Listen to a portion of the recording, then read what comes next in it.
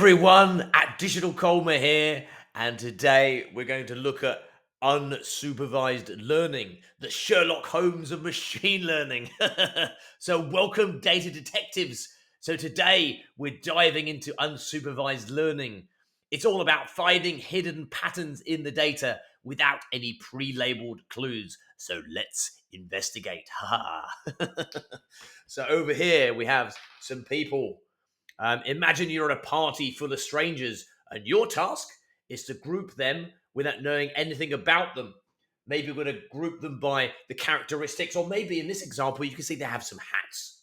So you might notice people wearing similar hats and grouping them together. So here we are, people with triangular hats. I know it's a strange hat, but it's a strange party. And here we have some square hats. And so this is known as unsupervised learning. This technique here is specifically clustering. So let's move more on to clustering. How does that work? So we might have here a little chart of data. So down here we have lots of triangular hats. We have lots of square hats. So we can detect that those are two different types of hats. And that's called clustering. An example of clustering is k-means.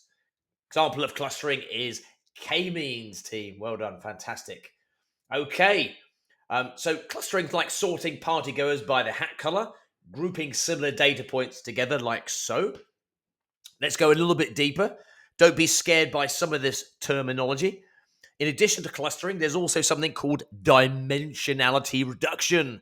This is like focusing on just the important details. So imagine a really complex spreadsheet with lots of columns, lots of fields, lots of features, and you want to reduce those. Maybe you've got hundreds of them. You want to reduce them to 5 or 6.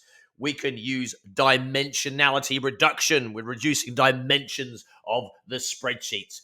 So it's like focusing just on the important details, removing the noise, and it makes the algorithm run faster and makes our machine learning outcomes improved effectively. Reduce the number of variables that we don't need. So it reduces some of the noise. Now, back to k-means.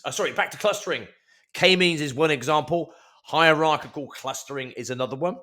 And then in dimensionality reduction, there's a few examples. We have principal component analysis. You can dig around on the internet for more information if you're interested in diving deeper. And another one is T-SNE or T-SNE. Excellent. Again, you can look up these terms on the web. I want to keep it simple for this video. And then finally onto my little, believe it or not, that's a light bulb. You can tell I can't draw, can't you? Bear in mind that unsupervised learning, has many real-world applications. Customer segmentation in marketing, anomaly detection in fraud prevention, topic modeling in natural language processing. So topic modeling is being able to find the topic within a amount of text. So what is the text talking about? What topic are we covering? And so remember, unsupervised learning is all about letting the data speak for itself. It's perfect for when you have lots of data, but no pre-existing labels. Just like Sherlock, it uncovers hidden patterns and structures that might not be obvious at first glance. Yes. And there you have it. Unsupervised learning, demystified. Keep these key points in mind and you'll be well prepared for any exam questions on this topic. So as always, don't forget to like and subscribe if you have enjoyed this video. Happy pattern hunting. This is Digital Colmer signing off.